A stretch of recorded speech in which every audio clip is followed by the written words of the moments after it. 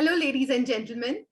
Welcome to the Esteemed Center Stage with Global Thought Leaders, a Right Source Global initiative. I am Ajuna Sharawat, Chief Anchor and Editor at Global Thought Leaders, and I will be your host today during this Center Stage interview. Global Thought Leaders is a platform where industry titans can share their experiences, thoughts, ideas, and best practices with one another and future leaders. We hope to bring together this global community of distinguished individuals by conducting these center stage interviews. Great leadership lessons benefit everyone when we can identify, nurture, and apply tricks of the trade that have proven to be successful formulae for many. In a nutshell, we seek to distill these industry leaders' multi-decadal learnings and establish a knowledge-sharing community. Chetan Gole, an industry veteran, has joined us on center stage today. Chetan Gole's distinct management style is exemplified by his ability to cultivate key business relationships in tandem with the company's strategic business goals and objectives. This one-of-a-kind ability has earned him numerous honors and has been instrumental in the growth of several smaller businesses in the material handling equipment industry. His management style ensured that Action Construction Equipment Limited, a relatively newer company compared to the established conglomerates in that industry, emerged as the third largest forklift supplier in India. He also had the highest PBT of 19% and the highest revenue per employee of 97 lakhs INR of any vertical at Action Construction Equipment Limited. His management strategies are shaped by more than just his extensive business experience. Throughout his nearly 3-decade career, he has received professional training and short-term career development courses from national and international mentors organizations to hone his skills and enhance his abilities. Combining that with his hands-on experience in marketing and selling industrial products, Chetan's steady rise to become the CEO of such a company demonstrates his expertise, knowledge, and skill in the industry on a national and international scale. Welcome, Chetan, to Center Stage. Thank you, Arjuna. Thank you for the nice introduction. Good afternoon, everyone. Chetan, what was your path to becoming the CEO of Action Construction Equipment Limited like? How was your professional journey thus far been? Okay. For journey, I graduated in 1991 from Birla Vishwakarma Mahavidyalaya as a mechanical engineer with distinction. And then immediately I was selected by a company called Elecon Engineering, which is giant in bulk material handling business in Vallabh Vidyanagar itself.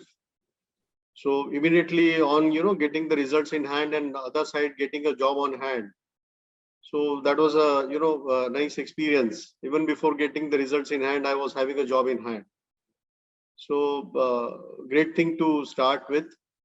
And this company, was into bulk material handling equipment projects. So it gave me, I was selected in the project marketing. So this was basically an engineering, marketing, and some sort of sales also. Part of it was a sales also. So three kind of core experience into project engineering, which involves, study of sites, then requirement of a customer, then suggesting of a right equipment, then working out equipment for his own requirement, tailor-made supplying and designing tailor-made equipments. So a lot of, project-related activities, project-related equipments. I got experience through this, work with Elecon.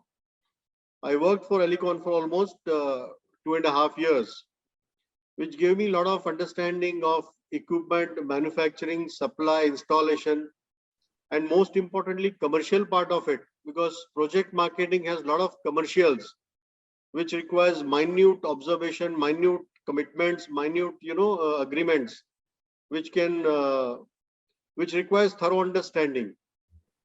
So this gave me an exposure to project marketing commercials, which helped me later in my sales, career. After Elicon, I joined company Godrej and Boys Manufacturing Company Limited. I was selected at Ahmedabad. The company situated at Bombay, Vikhroli. So initially, I started as a the sales executive, and then slowly and steadily I grew in this profession, from sales executive to senior sales executive, assistant manager, deputy manager, manager, and lastly senior regional manager. So about 9 years I worked through Gujarat territory and MP territory, having thorough experience of sales of capital equipments, different kinds of capital equipment, material handling equipments, access equipments, so, and different segment of customers.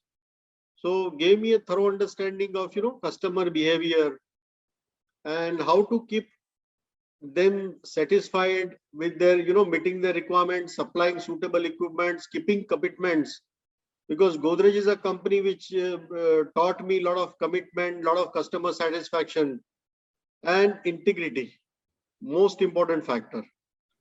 So these three things were gone into my blood, and I've learned the basics throughout my my formative years. And with a good performance, I was in top 10 I was in top 10% performance. So I kept getting promotions almost every alternative years, and I was the youngest manager to be promoted as a zonal head, senior regional manager in Godrej at the age of 32 years. Wow. Then from Ahmedabad, I was sent to Delhi to take care of Northern Zone in about 2003. So 2003 to 2007, I worked with Godrej as a zonal head, establishing many new practices. Earlier our technician used to be, on contract, and then we took them on management. They used to, make their unions. So we break those industry practices, we break those nuisances of unions, and we took them on management, then giving laptops, giving mobiles, then making channel network. At that time, making a channel network in capital equipment industry was a new concept.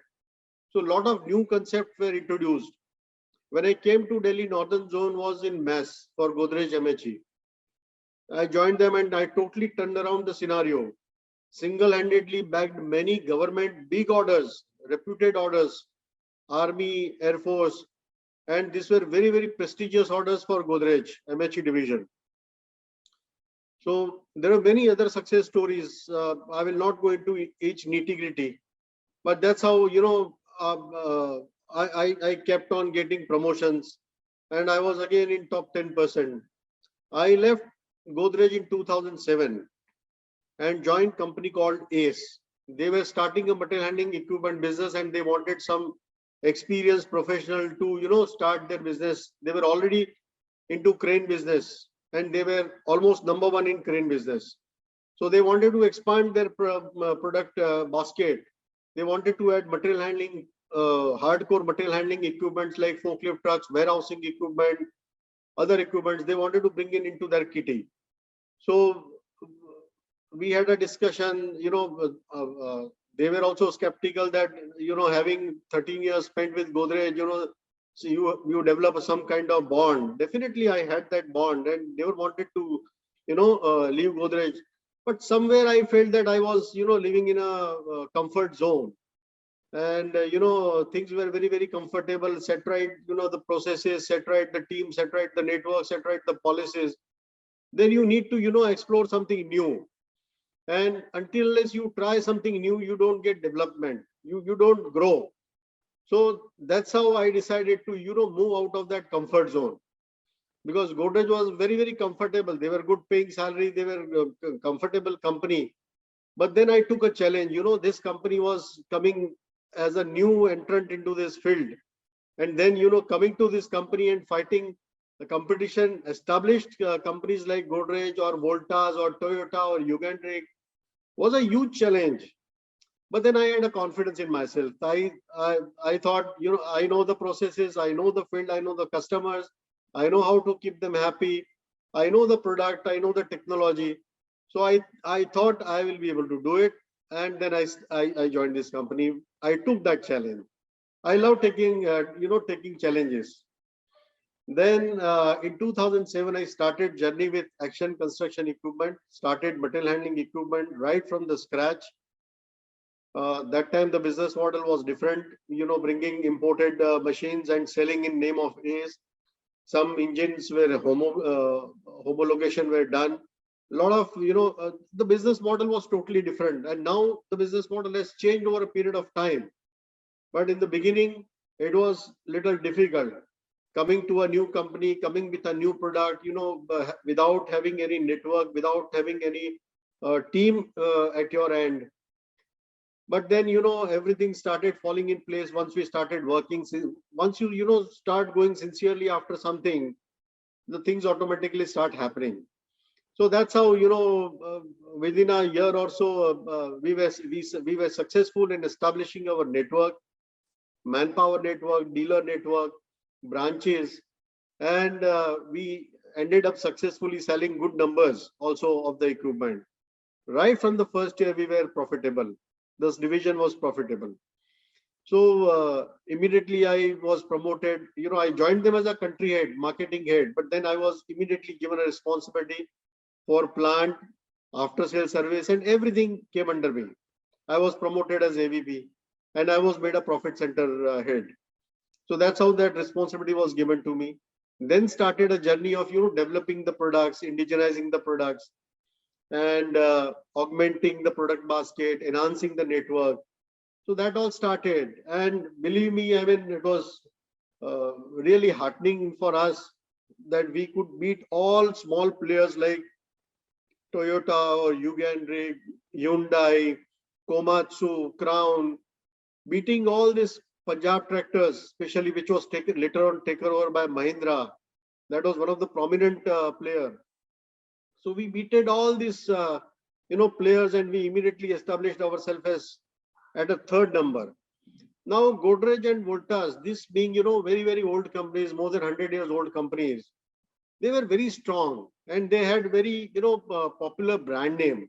So setting up brand name against them, capturing their market share was really a really difficult task. But then once we decided that we want to become number one, in crane we are number one, and in ACE we have a philosophy that whatever product that we handle, we always become number one only. We don't digest if we are at number two or at number three. So our focus was always like that. So the most important factor is customer satisfaction.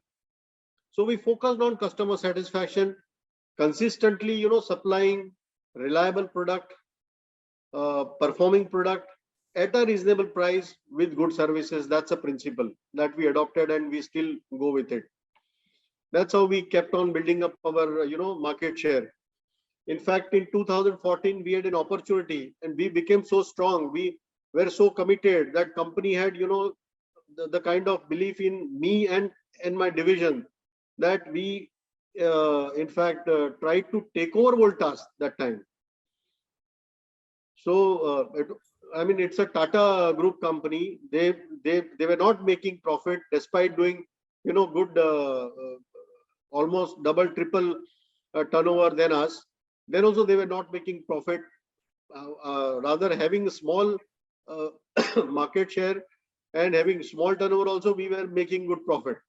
So ours was much profitable business. We were managing it very well. So our company was, motivated to take on this Voltas, the Tata Group company Voltas, Material Handling Equipment Group. We were almost successful also, almost due diligence and everything was done. Almost everything was done. But then, lastly, this Kion, which is number 2 in the world after Toyota, with deep pockets, they are owned by KKR and Goldman Sachs. So they are, financially very, very powerful company. And as per their global strategy, they all only, decides on numbers. So they are only after numbers. So they decided to capture this company at any cost. So that's how this opportunity went out of our hand. They offered, ridiculous price, which was, no way was sitting in ROI. If you consider ROI of acquisition of that company was not, anyway sensible. So we let it go. So otherwise we would have become number one immediately. In fact, a few years back in 2014 only. But then that fight continued. Kion is a big company having 5 big brands under their umbrellas: Linde, Fanwick, Still, Voltas, Bauli. So it's a big company. And Toyota is again a world number one leader. They also have number of companies under their umbrella, under their name. So that's how this big fight keeps happening. Meanwhile, a lot of European companies, American companies, Korean companies came to India. They saw the potential in India, started putting up their bases. Toyota come to India. Toyota started assembling forklift trucks. Toyota started keeping a lot of stock of this forklift truck. They dropped their prices. The policies were changed according to country requirement. They changed their product also. They brought down their prices. Many companies brought down their prices. So that's how real competition then started. And today the current situation is we are having a steep fight with Godrej, Kion and us. And we are almost number one, number two. Some months their market share is higher by 1%, 2%. Some months we are higher by 1 or 2%. So that's how but I'm sure by end of this year or maybe early next year, we will be the clear winner. So that's how we are focusing on our strategy. Our team is motivated. Everything is in place. Systems are in place. Our priorities are in place. Our, the line of thought, companies focus is also on the division very clearly. And we are now trying to position ourselves as a, global player by focusing on product quality, prices, dependability. We want to offer a dependable product which gives a value for money to the customer. And that's how I see we will become number one, clear number one by end of this year or maybe early next year. Definitely. So that's how is our journey. And by last year we ended up doing about 150 crores turnover with about 12% PBT again, despite having stiff competition against all these competitors. So we are doing very well. And in fact, 2 years back, company celebrated its 25th anniversary, and I received an award of pillar of the company. Wow! Congratulations for that, pillar of the company. Yeah, so these are some of the achievements. Definitely, yes. This is really commendable and very, very inspiring story. And best wishes to ACE becoming number one very soon. There are many more. I mean, if I keep talking, I'll keep talking. I mean, a lot of things. Like in defense segment, earlier we were not there. We were not given entry into government. We were not registered with government, DGS, ND, then GEM. We all got registration successfully. We started supplying. Today we are number one supplier, largest supplier in government sector. In defense sector, we are almost monopoly. Wow. Last 4-5 years, we are the only supplier to government sector for forklift trucks. And besides that, we also supplied many other projects also. Wonderful. Very inspiring. Please, if you have something more to add, we would love to listen to. Many prestigious, government orders where we were not earlier considered, not even given entry. So those monopoly, some of our competitor had monopoly. They had their network. So we successfully broke that network. We had to demonstrate our capability at our product capability, product performance. at minus 25 degrees and plus 50 degrees in deserts as well as in high altitude. So those kind of our product have passed those kind of testings. Yes. Yeah. We are proud that we are now Make in India company, 100% indigenous company, and supplying to defense, Indian defense. We are proud of it. Besides this, I think one of the major achievement is also a company called Doosan. Earlier Daewoo. So Doosan is one of the Korea major company. They have awarded us distributorship of India. Oh. So we are also their distributor. This is also one of the prestigious thing. And a lot of other developments are going on, which I cannot disclose because we have signed agreements with them. Confidential, yes. So a lot of today, a lot of other companies are also Chinese companies, European companies, Japanese companies. We keep getting proposals from them for having joint ventures, joint manufacturing base. So we have proven our mettle, and I think we are on the right track. And we are committed to the country and society. We will keep doing good. Very, very reassuring to hear this, Chetan. In your opinion, what are some of the most significant challenges that the industry is yet to face? How should they be prepared to face these challenges? I would not say yet to face, they have already started. And many of them we are already facing. And I think with new time, new challenges always come in. But then you learn to tackle them with the time and with your experience. And your attitude, your focus has to be, winning attitude. So today's challenging, if I consider, is the major challenge is, Indian industries which are facing is, we are lacking that, global quality touch. I'll be very frank. I mean, we are yet to, match the quality levels of world majors like, Caterpillar or maybe Doosan or maybe, some good European companies or American companies, Komatsu.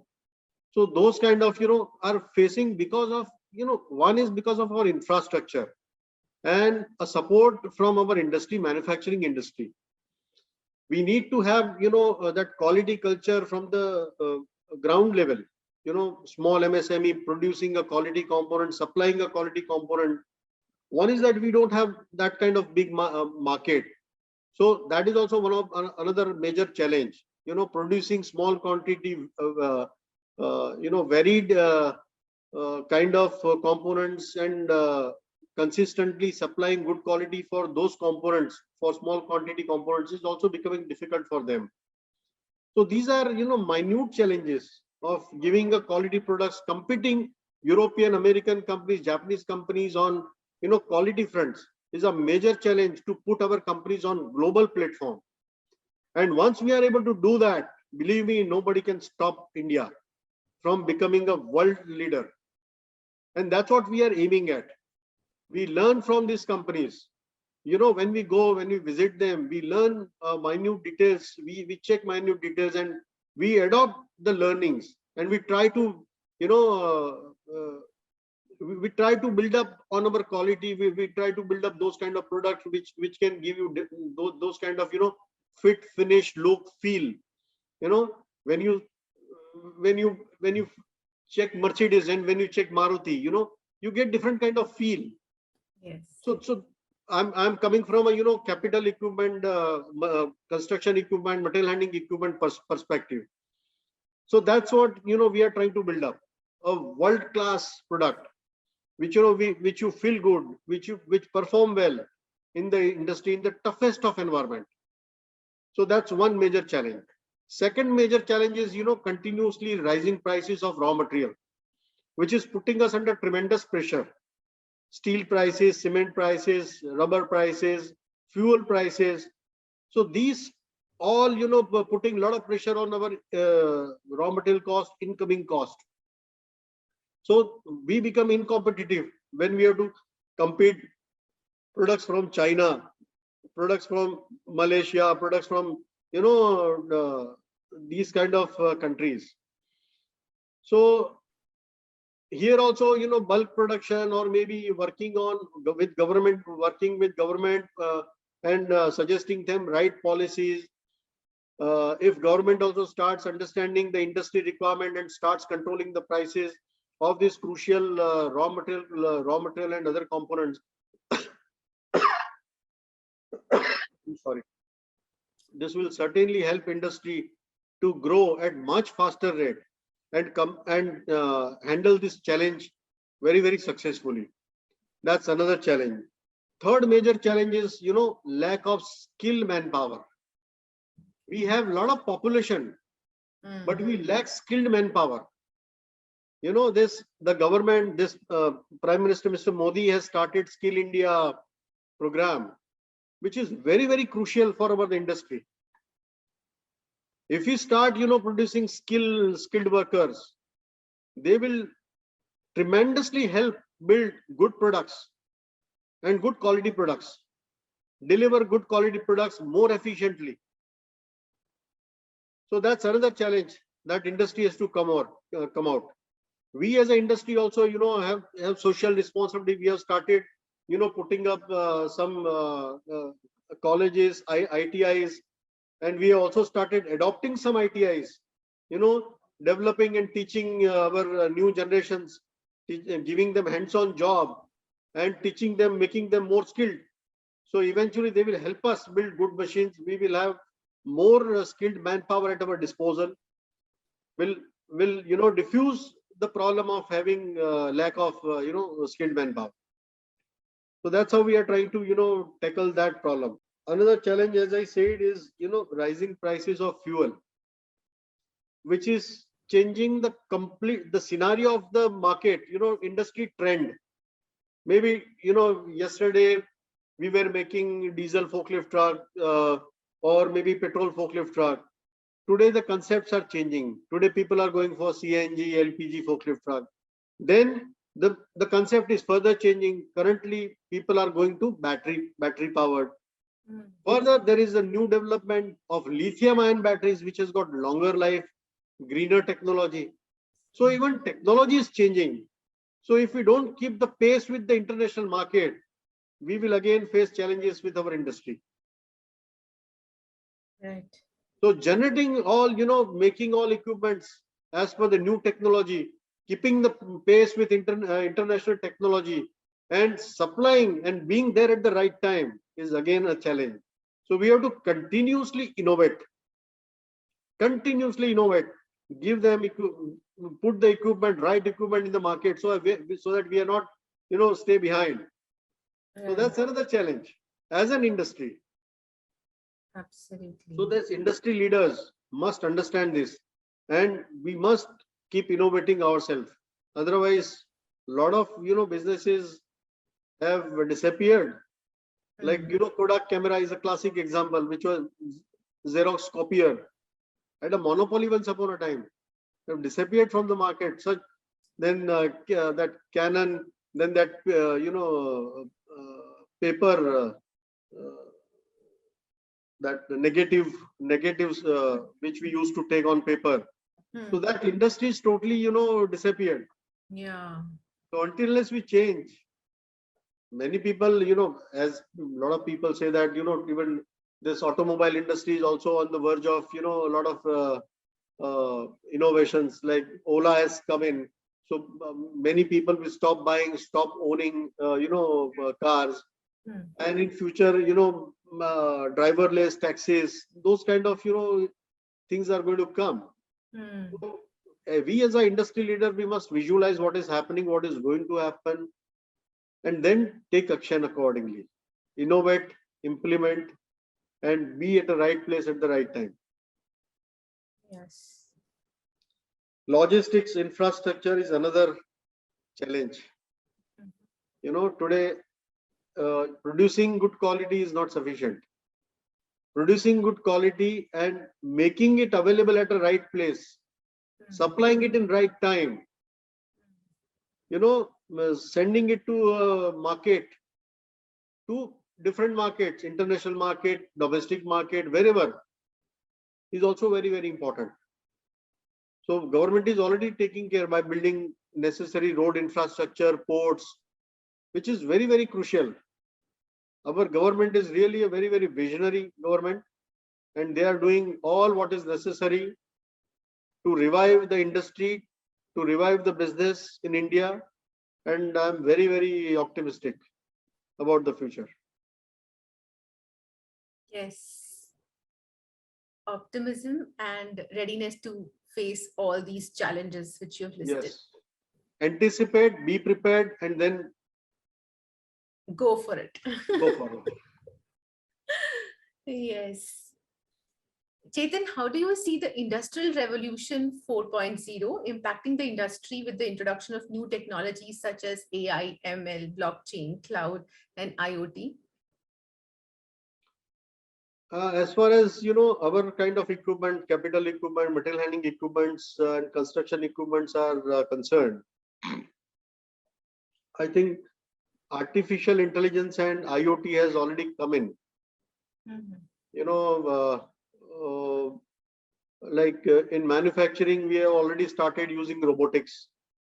In our logistics and warehousing industry, we already started using equipment which is automatically guided, laser guided, and with a lot of artificial intelligence, with sensors. They are programmed in such a way that they can handle the material manless, touchless, contactless. Amazon, Flipkart, and such delivery, these kind of big companies, they already started using these kind of equipments, these equipments are driverless, and they work as per the program. They have a lot of sensors. They stack the material, they retrieve the material as and when what is required. The order just comes in on the computer, and as per the program, they just go and select the material, stock picking. So all these things have started, happening without manpower. So this is all artificial intelligence. And as far as our rental business is concerned, most of the rental fleets or rental fleet owners, they already, equipped their equipment with equipment trackers. They have a tracking modules. Different people call it with different names. But these modules, track the fuel consumption, then maintenance requirements, then how many hours the equipment has run, how many hours it has been idling, whether somebody is stealing the fuel, the hour meters, then any major maintenance required by crucial components like engine, transmission, etc. And then location of this equipment. So all this information you get sitting in your comfort. The controller can get all this information at his fingertip on his mobile. So this Internet of Things has already started happening and has already come in, and this has made life much easier. A lot of new innovations are going to come with the time, which will further make systems more efficient, more easier. The life will be much more easier. We'll have more control. That's what is going to happen. What, in your opinion, are some of the major personality attributes that you have developed over the years that have strengthened you as a leader? When you are young, you are very enthusiastic, very aggressive. So when I started my journey as a professional, obviously I was very, very focused, very aggressive, and always trying to achieve and overachieve my targets. But they were with a limited focus. If I'm doing sales job, then my only and only target is achieving numbers with good price, etc. Was list. But once you grow, and as you go up the ladder in corporate, you start caring about your team members. Then you start caring about your customer in terms of services, in terms of support. You start maturing yourself. Then once you become a manager, when I become a, zonal head, then the responsibility of entire team, sales, service, everything, the entire business, the team, building up team, training them, and controlling and handling customers, keeping them happier. So a lot of things changes. It brings in a lot of maturity. Sometimes it melts you down. Sometimes, it gives you a lot of more understanding, maturing yourself. So it is about time. It is about, getting, uh, what do I say? Getting more understanding of the situation of the life, with the time. You see lots of ups and downs in the life. So you get more mature, you get more stable. You are able to, you become capable of handling things much, with more stability. And now that, I have become a CEO, I'm handling business, and at a at such a level that I'm also responsible for P&L. So I think I've become more compassionate, towards the team, that the team which is reporting to me, I have to take care of them, their families, their happiness, I have to be part of them, so that, once I'm compassionate, once I understand, once I have an empathy, then I'll be able to understand them more, closely. So I think that angle has been already been added over the period of years. I'm very, very connected to my team. I mean, very, very close in the sense that even the lowest grade of a person, even technician grade of a person, can pick up the call and talk to me if he's in a trouble. So that kind of bond I share with my team, and yes, continuous guidance, continuous focus, keeping them focused, keeping them motivated enough so that, they are totally motivated, they are totally focused. Daily, they know what is their job and how to achieve it, overachieve it, surpass it, and be happy in their life. So that's the culture. I'm more focused on, training, mentoring, and creating a culture of happiness, and working happily, winning, attitude, that kind of attitude. And if that is established, besides that, you have to be socially responsible and environmentally responsible, so that whatever work that you are doing is not harming your social fabric and environmental fabric. So that also you have to be equally responsible. Now at this stage, I have to also focus on those aspects which does not harm my surrounding environment, surrounding social fabric. So if everything is in balance, everything is in harmony, everything is well. Trying to achieve the balance always. Yes. Otherwise, if you achieve only profit, it doesn't going to help. Somewhere, that cycle will break and you will break down. But if you keep the harmony, and if you keep the things more focused, more balanced, it will automatically, keep happening. One And will take care of the other. You have to make the system sustainable. Right. So that's what is more focused now. Chetan, we'd like to hear your thoughts as a corporate governance expert on how this knowledge will help you and others like you deal with board challenges in the future.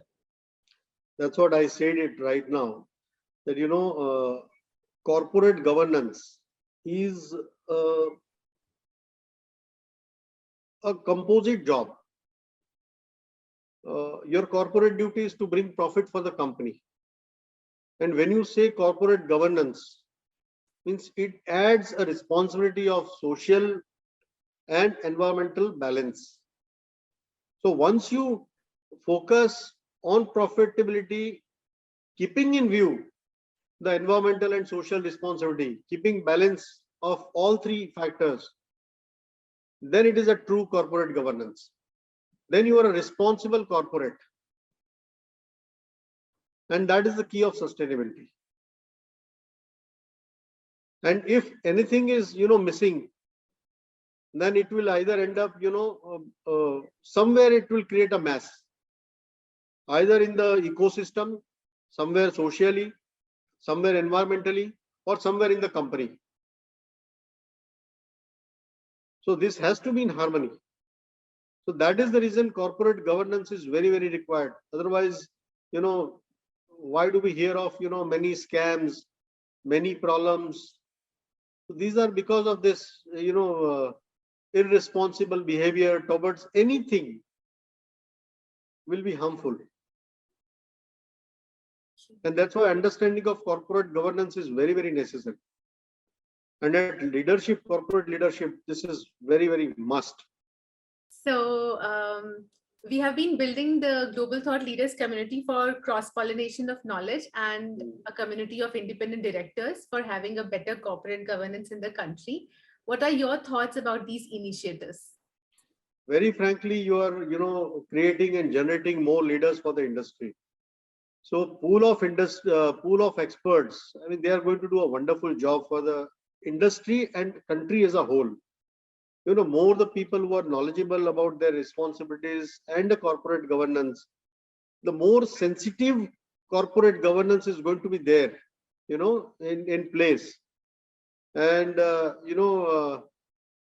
not like yesteryears where, anybody can become a, director or a managing director without understanding corporate responsibility. Just because he's a promoter, just because he's a owner, he becomes a managing director or a director in the company without having any knowledge of his other responsibilities, responsibility towards employees, towards society, towards environment, and they only focus on profits. So that's a closed vision. I mean, profit is equally important, but at the same time, until the things are in harmony, as I said, it doesn't pay up at the end of the day.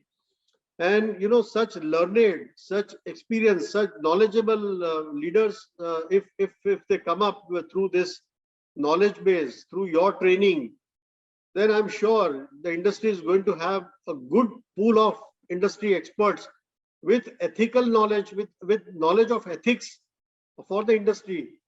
And this will go a long way in building up a good industry base and a strong industry base for the country. That's what I feel about it.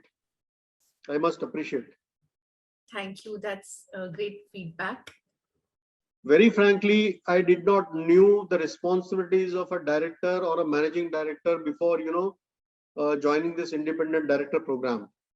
Okay. But once I have joined and I get to know what are the responsibilities, minutes of responsibilities and minutes of roles. This has given me a lot of understanding of these roles. Very, very important. Thanks for this insight. Even existing directors, the current directors in the companies, they should also go through this course. Many things would be eye opener for them also. I'm very sure. Thanks, very motivating for us. We'd like to hear your thoughts on the benefits of having someone with your level of experience on the boards of directors of various companies, now that you are a corporate governance expert. What perspectives do senior folks with your expertise bring to the table that add value and enhance the board diversity? Diversity is one of the most important factor. I mean, if people from different lines of experience come together on a table and they share their experiences, it will set right the direction of the corporate, and will save the corporate from making silly mistakes or intended mistakes or mischiefs. That's one thing, because all the experts sitting on the table with having a diverse experience and experts from their own field would obviously, and if they are learned with ethics, then they would obviously bring in good governance in the company. So obviously there is no place for scams. They will be, blocked at the right time. And mischiefs or mistakes also happen sometimes. But if experts are there, pool of experts are there, then somewhere it will be taken care. So I think it's very, very important. And this is going to be, the key. So our industry image and even country image would come out very clean end of the day. It's going to play a very, very crucial role. Chetan, that was a very insightful and fantastic conversation with you. I'm confident that your insights will inspire the next generation of leaders. We wish you the best of luck in your future endeavors. Thank you for joining us today on the call with Global Thought Leaders. Have a good Thank you, day. Anuja.